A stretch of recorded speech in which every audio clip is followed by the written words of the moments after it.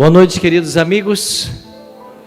Que bom estarmos juntos nessa semana especial, quando celebramos a Semana Santa. Quero dar no nosso boa noite especial a todo mundo que nos assiste pelo nosso canal no YouTube, aqui da Igreja do Estreito, e é claro, o nosso abraço muito carinhoso também aos amigos ouvintes da Rádio Novo Tempo de Florianópolis, porque a partir desse momento nós estamos também ao vivo para a Rádio Novo Tempo de Florianópolis 96.9 FM. E você é muito bem-vindo à nossa programação.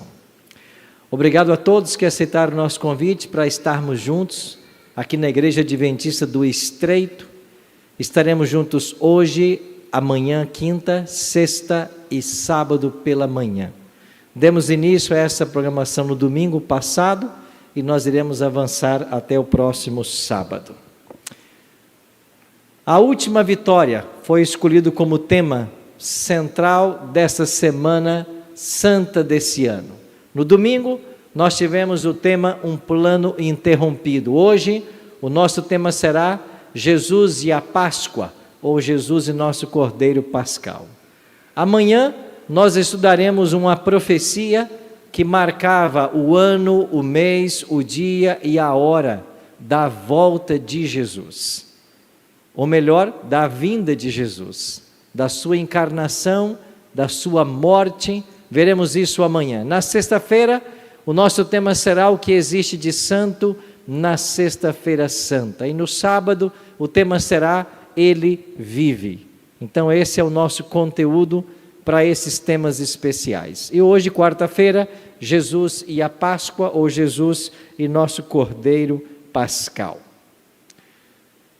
Esse é um tema muito especial e ele é muito próprio para a semana que estamos vivendo, especialmente quando nós começamos a ouvir sobre Páscoa, coelhos e ovos de chocolate.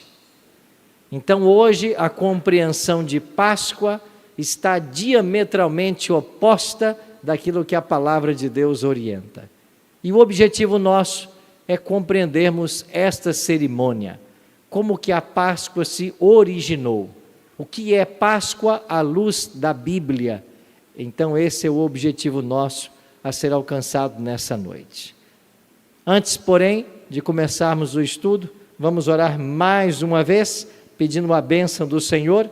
E para você que nos ouve pela Rádio Novo Tempo, nós queremos mandar para você um número de WhatsApp todo especial, que é o 48 998 30 6498, onde você pode solicitar gratuitamente o nosso estudo bíblico. Vou repetir para você, 48 998 30 6498. Nesse telefone, você pode solicitar de forma gratuita o nosso estudo bíblico e nós enviaremos para você. Assim como você está, por gentileza, feche seus olhos e nós iremos orar. Pai querido, muito obrigado pelo privilégio de estarmos mais uma vez na Tua casa, em circunstâncias tão favoráveis, e ter a Tua palavra em nossa mão para estudá-la. Suplicamos que o Senhor esteja com todos nós que estamos aqui hoje na Igreja do Estreito. Também esteja com aqueles que nos assistem pela internet, aqueles que nos ouvem pela Rádio Novo Tempo. Que o Teu Espírito Santo esteja próximo de todos nós e que nós entendamos, lendo a Tua palavra, o que ela nos ensina a respeito da Páscoa. Queremos entender melhor esse assunto, esse tema. Por isso, Pai, nos abençoa e nos ajuda. Oramos em nome de Jesus. Amém. Muito bem, abra sua Bíblia comigo no livro de Êxodo, segundo livro da Bíblia, Êxodo, no capítulo 12. Aí nós iremos concentrar o nosso estudo, porque o capítulo 12 de Êxodo fala sobre a origem da Páscoa. Então, se queremos entender esse assunto, temos que ir para a Bíblia e entender sua origem. Bom, o povo de Israel celebrava festas ao longo do ano. O povo de Israel era um povo muito festivo. 7 festas ao longo do ano. Estas festas eram chamadas de feriados nacionais, também de sábados. 4 delas aconteciam na primavera e 3 delas aconteciam no outono. Todas as festas celebradas em Israel eram comemorações de eventos da história nacional do povo. Mas além de comemorar as ações de Deus na história do próprio povo de Israel, estas festas, elas apontavam de forma tipológica ou figurativa para eventos futuros de maior magnitude. Então a festa não era um fim em si mesmo, ou em si mesma, mas apontava para um evento maior ainda por acontecer. Na primavera, você tinha a festa da Páscoa, pães asmos, primícias e Pentecostes. Já no outono, você tinha a celebração da festa das trombetas, do dia da expiação e dos tabernáculos. E o povo de Israel celebrava estas festas porque elas apontavam para eventos futuros. As 4 festas da primavera apontavam para a primeira vinda de Cristo, enquanto que as 3 festas do outono apontavam para a segunda vinda de Cristo. Então o povo de Israel tinha o santuário como o evangelho em símbolos, mas eles não aprenderam apenas da primeira vinda de Cristo a essa terra, eles já aprenderam lá no Antigo Testamento a respeito da segunda vinda de Jesus Cristo. Através dessas festas, eles compreendiam a primeira e a segunda vinda de Jesus Cristo a essa terra. Em Levítico capítulo 23, você tem aí o estabelecimento da Páscoa e também em Êxodo capítulo 12. Em Levítico, no primeiro mês, aos 14 do mês, no crepúsculo da tarde, é a Páscoa do Senhor. Assim diz a palavra de Deus. Primeiro mês significa o quê? Para nós, no Brasil, é janeiro, mas não para o povo de Israel. Eles tinham um calendário diferente do nosso, os meses eram diferentes. No primeiro semestre, você tinha o mês de Nisan ou Abib, que era o primeiro mês do ano. Você tinha depois o mês de Liar ou Ziv, são nomes que a Bíblia dá. Depois você tinha Sivan, Tamuz, Ab e Elu. Este era o primeiro semestre para o povo hebreu.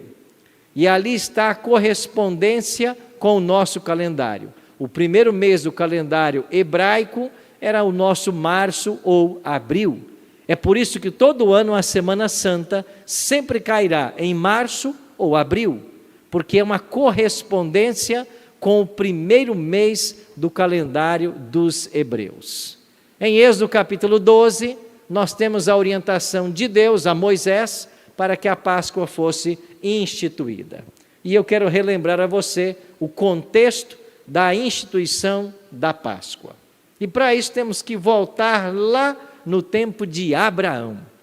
Por que Abraão é considerado o pai da nação hebraica, o grande ancestral? Porque Deus chamou Abraão e fez uma aliança com ele. E disse que em Abraão seriam abençoadas todas as famílias da terra. E então Deus deu a Abraão um filho, Isaque. De Isaque veio Jacó. De Jacó vieram 13 filhos, 12 garotos e uma menina. Diziam que essa menina era linda, né? Diná. Mas os 12 garotos, filhos de Jacó, deram origem às 12 tribos de Israel.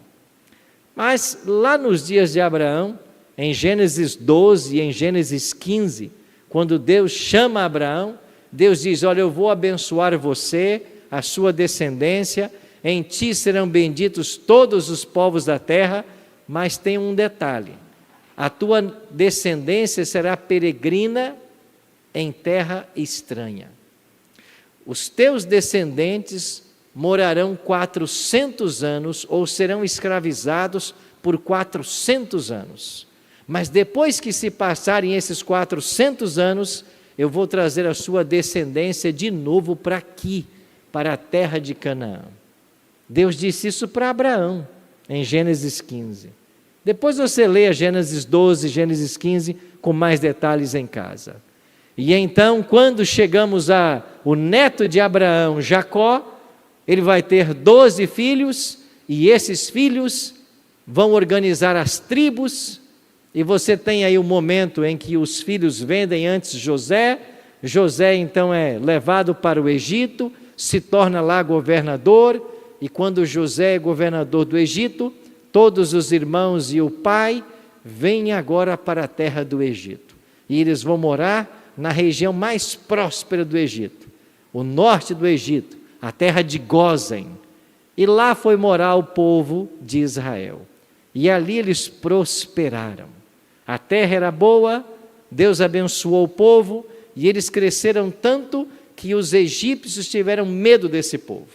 E então, quando morre o faraó que conhecia José, se levanta um novo faraó, temendo a grandiosidade do povo, começa a escravizá-lo. E aí começam os 4 séculos de escravidão que Deus havia conversado com Abraão. Passados os 4 séculos de escravidão, Deus levanta um homem chamado Moisés para tirar seu povo do Egito. Faraó endureceu seu coração e então 10 pragas foram enviadas sobre o Egito. 9 pragas não resolveram. Então Deus anunciou a 10ª e última praga. Esta praga seria a morte de todo primogênito na terra do Egito. Primogênito, como você sabe, é o primeiro filho do casal, o filho mais velho. Então esta praga foi anunciada e todos morreriam. E então Deus chama Moisés e diz: olha, eu vou estabelecer uma nova festa e você vai celebrá-la na noite em que vocês deixarem o Egito. Então vamos ao texto. Disse o Senhor a Moisés e a Arão, na terra do Egito: este mês vos será o principal dos meses, será o primeiro mês do ano. Então Deus diz: olha, esse mês vai ser o janeiro de vocês, o mês mais importante, o mês que vai começar o ano religioso de vocês. Então, nesse primeiro mês, vocês vão então falar a toda a congregação de Israel e vão dizer: aos 10 deste mês, cada um tomará para si um cordeiro, segundo a casa dos pais, um cordeiro para cada família. Então Moisés e Arão compreenderam e ensinaram o povo. O que o povo deveria fazer? Quando chegasse o primeiro mês, no dia 10, eles deveriam separar um cordeiro para cada família. Verso 6: e o guardareis até o 14º dia deste mês, e todo o ajuntamento da congregação de Israel o imolará no crepúsculo da tarde. Êxodo 12, verso 6. Entendeu, Moisés, como vai funcionar? Vocês vão no primeiro mês do ano, no dia 10, separar um cordeiro. Tem que ser de 1 ano, sem defeito. Um cordeiro para cada família. Vocês vão guardar esse cordeiro até o 14º dia. No 14º dia, no crepúsculo da tarde, ou seja, perto do pôr do sol, vocês vão matar esse cordeiro. Agora, esse cordeiro morto, ele deve ser assado e deve ser comido naquela noite com pães asmos e ervas amargas. Então Deus orientou: 10º dia, mês de Nisan, ou Abib, primeiro mês, separa o cordeiro. 14º dia, mata o cordeiro. Quando? No crepúsculo da tarde. Algumas versões dizem entre as tardinhas, entre as tardes. Assim o cordeiro era morto. E versos 7 e 8 de Êxodo 12, 6 diz: tomarão do sangue e o porão em ambas as ombreiras e na verga da porta, nas casas em que o comerem. Naquela noite comerão a carne assada no fogo, com pães asmos e ervas amargas a comerão. Relembrando, o cordeiro era separado no dia 10, era sacrificado no dia 14 e era comido no dia 15. Por quê? Porque era comido à noite. Lá quando a Páscoa foi instituída, no Êxodo, eles comeram a Páscoa à meia-noite. Então já havia dado o pôr do sol, já era o dia 15. E eles comiam o cordeiro com ervas amargas e pães asmos. Então, o dia de começar a celebração dos pães asmos era junto com a Páscoa. Quando eles comiam o cordeiro, eles também comiam os pães asmos. E a partir dali, eles comiam por mais 7 dias. Então a festa dos pães asmos ia do dia 15 ao dia 22. 7 dias comendo pão sem fermento. Então a segunda festa de Israel já começava junto com a primeira, por ocasião da Páscoa. E o sangue? Eles deveriam pegar o sangue desse cordeiro e passar nos umbrais das portas. Por que o sangue ia para os umbrais das portas? Deus explicou: isto é a Páscoa do Senhor. A palavra Páscoa em hebraico pode ser dita como Pessá ou Pechá. Esta é a expressão para Páscoa em hebraico. E o que significa a palavra Pechá? Ela significa literalmente passar sobre. É por isso que em inglês nós chamamos Páscoa de Passover. Passover, passar sobre. Páscoa literalmente é passar sobre. Por que passar sobre? Porque quando Deus institui a Páscoa, naquela mesma noite, à meia-noite, o anjo da morte passaria por toda a terra do Egito e aconteceria a 10ª praga. Qual era ela? A morte dos primogênitos. Então o anjo da morte viria em todas as casas do Egito e tiraria a vida do filho mais velho. Mas quando ele chegava numa casa e visse o sangue do cordeiro pascal no umbral das portas, ele pulava esta casa, ele passava sobre ela. Em hebraico, passar sobre. Páscoa. Ele não entrava, ele não tirava a vida do primogênito. Com isso, a vida era salva pelo sangue do cordeiro pascal. Toda casa que o anjo da morte chegava e não via o sangue, ele entrava e matava o primogênito. Mas na casa que ele chegava e via o sangue, ele passava sobre. Isto é Páscoa do Senhor. À meia-noite o anjo veio. Aqueles que confiaram na palavra de Deus mataram o cordeiro. Passaram o sangue nos umbrais das portas. Comeram a carne de forma apressada, com a mochila pronta. E quando foi meia-noite e começou a mortalidade dos primogênitos, veio a ordem de Deus: saiam do Egito. E como o faraó perdeu seu primogênito, ele amaldiçoou o povo e deixou que eles saíssem. E então começou a peregrinação do Egito até a terra de Canaã. Então a Páscoa, ela tem um significado especial. Ela aponta ao mesmo tempo para o passado, mas também aponta para o futuro. Na experiência do povo de Israel, ela apontava para o passado, para o momento em que eles foram libertos de 4 séculos de escravidão, para o momento em que eles foram libertos da opressão do povo egípcio. Então, em cada ano, quando o povo de Israel parava para celebrar a Páscoa, a história era contada para os filhos, para as crianças. Nós estamos comendo esse cordeiro pascal, porque na noite que a Páscoa foi instituída, lá no Egito, nossos pais foram libertos pela mão poderosa de Deus. 10 pragas foram derramadas, e a última, finalmente, ceifou a vida dos primogênitos, inclusive de Faraó. E nós então deixamos a terra do Egito. E a cada ano, quando chegava o mês da Páscoa, eles celebravam a festa e eles olhavam para o passado.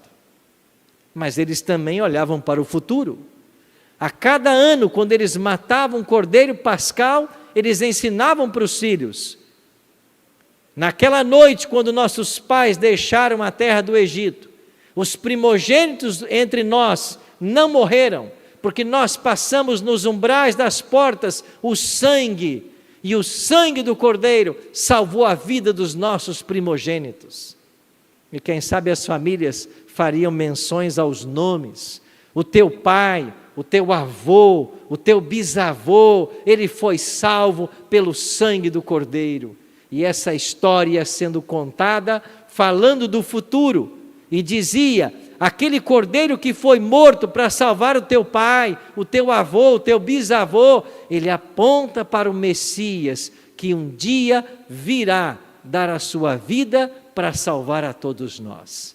Então, todas as vezes que matamos o Cordeiro Pascal, nós estamos matando um animal que tipifica o sofrimento que o Messias terá quando ele vir a essa terra, ou quando vier a essa terra.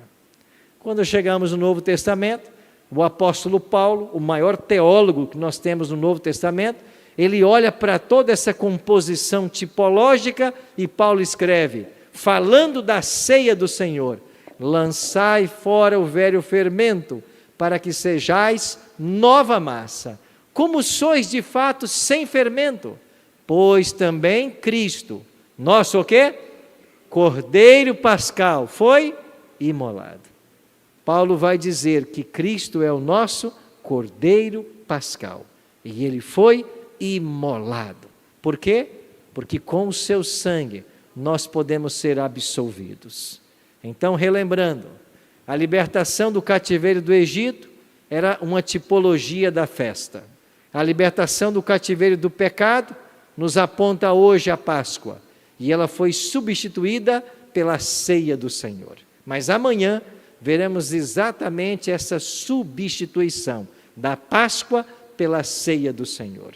Hoje entendemos a origem da Páscoa. Amanhã nós entenderemos se o cristão deve ou não celebrar a Páscoa. E como essa cerimônia foi realizada pelo próprio Jesus Cristo. Por isso, João Batista, em João 1,29, declara: eis o Cordeiro de Deus, que tira o pecado do mundo. Esta é a origem da Páscoa. Nada a ver com coelhos e ovos de chocolates. Mas por que então houve uma mudança tão grande no seu significado? Por uma questão muito simples. O diabo quer desvirtuar todo o plano, todo o ensino que Deus estabeleça em sua palavra. E olha a beleza da cerimônia para o povo de Israel. Eles celebravam a festa com um olhar para o passado, um olhar para o futuro. Era uma festa totalmente cristológica, messiânica, de salvação. E a cada ano eles celebravam com alegria, porque eles estavam libertos do cativeiro e eles aguardavam o Messias. E nós hoje? Nós hoje olhamos para essa cerimônia, para o seu significado e cumprimento. Cristo já morreu na cruz. Ele é a nossa Páscoa. E essa semana nós estamos usando o tempo para relembrarmos, memorarmos os últimos eventos da vida de Cristo na terra. Porque ele cumpriu cada detalhe apresentado na profecia. E como veremos amanhã, o calendário exato do ano, do mês, do dia e da hora da morte de Cristo foi apresentado na Bíblia Sagrada. Ele é o Cordeiro Pascal, que nós devemos amar e adorar. A pergunta que fica para nós hoje é Cristo o teu Salvador? Você entende o Messias como o povo de Israel entendia? A tua esperança repousa exclusivamente em Cristo? Ou você tem vivido uma vida completamente independente dele? Sabe que a grande verdade do Evangelho é que Cristo morreu por todos, mas nem todos o aceitarão. Mas aqueles que o aceitarem serão alcançados por sua graça. Graça essa que emana da cruz e nos encontra aonde nós estamos. Em realidade, não fomos nós quem escolhemos a Ele. Ele que nos escolheu. E o fato de estarmos na igreja nessa noite é um indicativo de que Ele nos escolheu. Ao longo do meu ministério, eu tenho encontrado muitas pessoas e visto muitas histórias da maneira extraordinária como Deus alcança o ser humano. E uma dessas formas um dia aconteceu de uma maneira muito interessante. Eu estava numa viagem para a Bahia e eu sairia de São Paulo para Belo Horizonte e de Belo Horizonte para a Vitória da Conquista, lá na Bahia. Tomei um avião em São Paulo e quando eu pousei em Belo Horizonte, sairia então a minha conexão para a Vitória da Conquista. E nós embarcaríamos num turbohélice da Azul. Esse avião que leva mais ou menos uns 80, 90 passageiros. Eu não gosto de voar nesses aviões, aliás, a minha fé só vai até nesse, né? Menor que esse não tenho coragem. Mas eles chamam esse embarque nesse turbohélice de embarque remoto. É o nome que dão, né, para esse embarque pobre que tem que pegar ônibus, né? Então você pega um ônibus no aeroporto e vai lá para o estacionamento e lá você entra no avião. E nós pegamos um ônibus ali em Confins, em Belo Horizonte. Melhor, Confins não é mais em Belo Horizonte, né? Já é outra cidade, né? Mas no aeroporto de Confins, nós pegamos aquele ônibus e fomos todos os passageiros até onde estava o avião e lá nós todos embarcamos. E depois que todo mundo estava ali assentado, nesse avião bem apertado, parece uma sardinha, né? Todo mundo juntinho.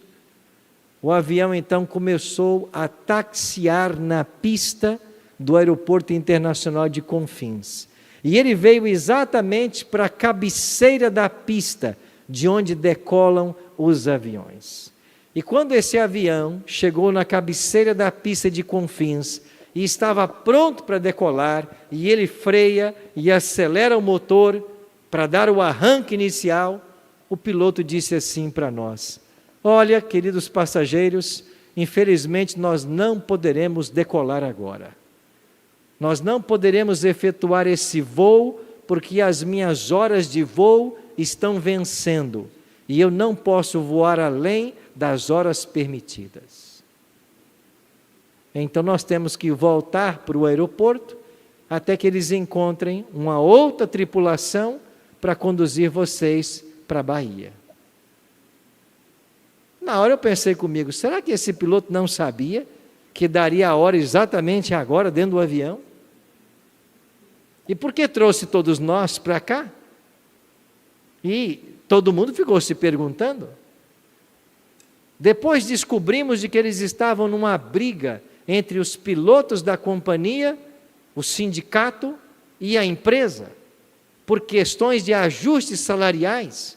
E eles estavam provocando essas situações para fortalecer sua causa.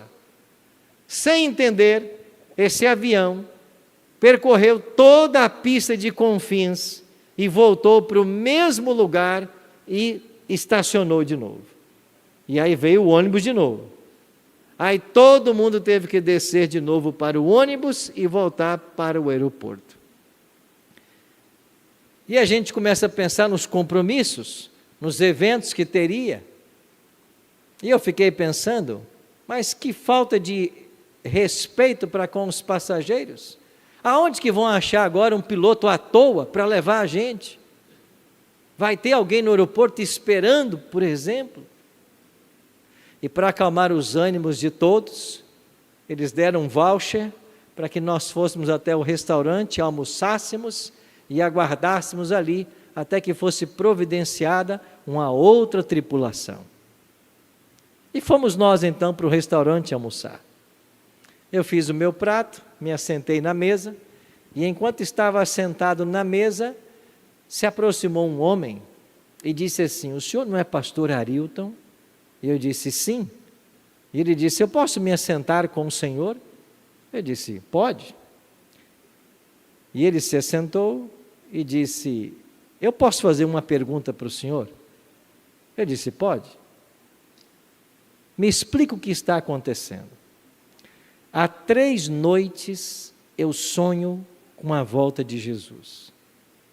Mas em todos os 3 sonhos que eu tive, nas últimas 3 noites, eu estou perdido. Os anjos recolhem os salvos, e eu fico para trás. Eu tenho perguntado o que está acontecendo comigo. E quando eu vi o senhor lá no avião, eu disse comigo mesmo, se eu tivesse uma chance, eu conversaria com ele. Bom, já que nós não decolamos, quem sabe você possa me ajudar? E eu disse, o senhor é cristão? Ele disse, não. Então o que está acontecendo, pastor? Eu disse, eu sei. O Espírito Santo quer alcançar o seu coração. Deus está interessado em você, porque Ele quer te levar para o céu. Mas como é isso, pastor? É assim que funciona. Deus, Ele nos alcança quando nós permitimos. Ele tem falado com você através dos sonhos. Ele está te alertando para que você se prepare. E ele disse, o que eu tenho que fazer então, pastor, para que o meu sonho mude? Para que eu não me perca? Eu disse, você tem que entregar a sua vida a Jesus. E ele disse, mas como que eu faço isso? Eu disse, é simples. Você agora declara que você quer servir ao Senhor Jesus. Que você entrega seu coração a Ele. E você se propõe daqui para frente a seguir tudo que Ele orientar em sua palavra. E quando eu disse isso, ele começou a chorar. Eu me emocionei com a história dele, um empresário lá da Bahia. E eu comecei a chorar também. E foi uma cena bem interessante, que as pessoas passavam e viam os dois homens sentados e chorando, né? E pensavam assim, a relação parece que não está boa ali, né? Alguma coisa está acontecendo. Mas ele chorava de um lado, eu chorava do outro. E ele depois disse para mim assim, pastor, então eu aceito a Cristo. Eu quero entregar minha vida para Ele agora. Eu disse, então eu vou orar com você. E eu fiz uma oração. Nós almoçamos, conversamos um bom tempo. Umas 4 horas depois, arranjaram uma outra tripulação. Nós voamos até Vitória da Conquista. Lá eu tinha o meu compromisso. E ele seguiu para Jequié. Eu preguei naquela sexta-noite, no sábado pela manhã, e quando eu voltei da igreja no sábado de manhã, estava na casa de um amigo, almoçando, o meu celular, chegou uma mensagem no meu WhatsApp, era ele, Herbert. Ele dizia assim, pastor Arilton, ontem foi um dia muito especial para mim, eu cheguei em casa já tarde, mas eu acordei minha esposa e minha filha na madrugada para contar o que aconteceu. E eu dei o meu testemunho.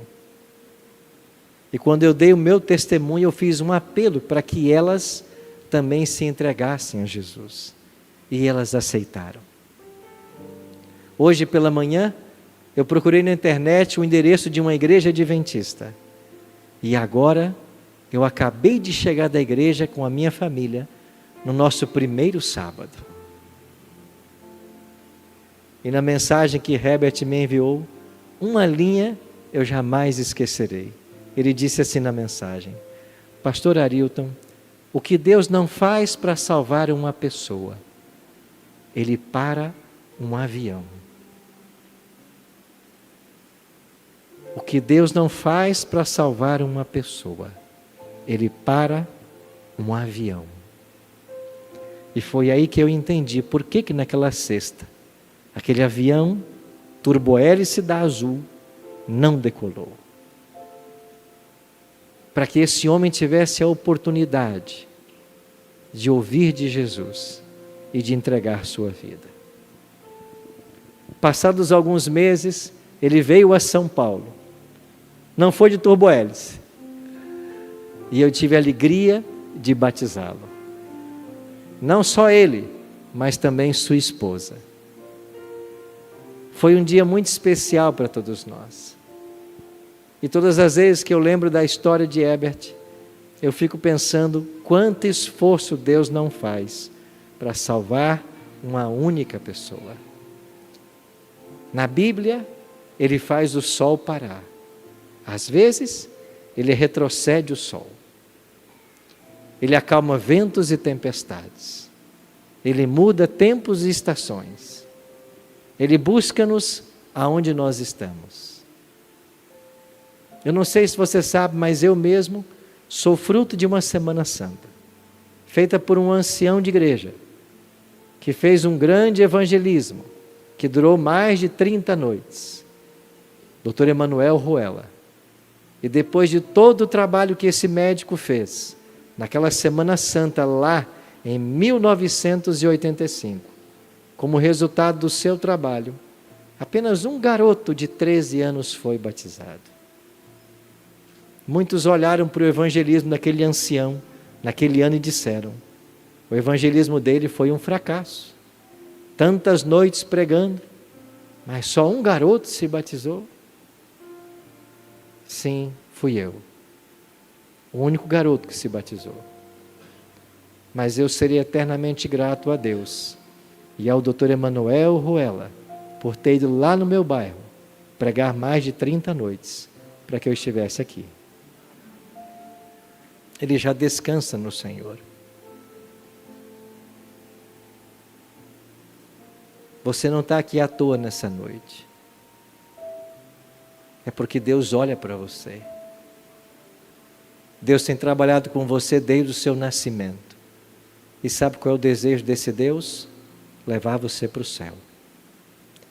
Mas o céu não terá significado pelas belezas que lá existem, pela coroa da vida eterna, pela pedra branca com um novo nome. Não. O céu só é céu porque Jesus vai estar lá. E um dia, pela graça dele, nós teremos a oportunidade de agradecer pessoalmente pelo grande sacrifício que ele fez por todos nós. E quando nos encontrarmos com ele, nós poderemos tocar suas mãos, ver suas feridas, ver os cravos que perfuraram suas mãos, e por toda a eternidade agradecê-lo por tão grande sacrifício, porque ele teria vindo a esse mundo morrer só por você, só por mim. Por isso ele não é o Cordeiro Pascal. Jocler vai louvar a Deus agora. E enquanto nós ouvirmos esse louvor, eu queria que você pensasse: nessa Páscoa, quem é Jesus para você? O que Cristo significa para você? Na sua vida, na sua história, quem é Ele para você? Ele é apenas o Deus das pessoas? O Deus que a igreja serve e ama? Ou Ele é o seu Deus pessoal? Você conhece a Ele? Você se relaciona com Ele todos os dias?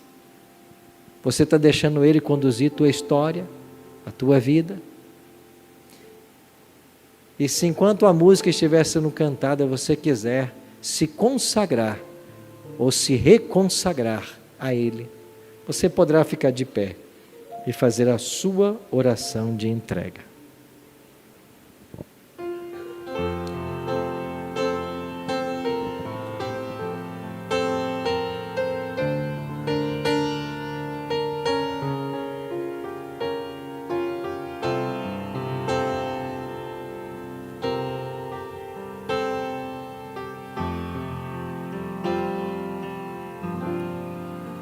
Todos vós que tendes sede, vinde às águas.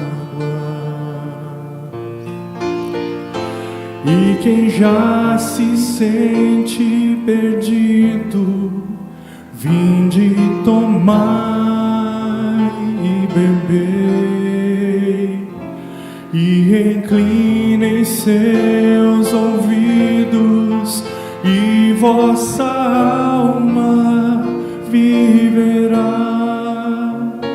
Quem estiver com sede, vinde às águas. Buscai ao Senhor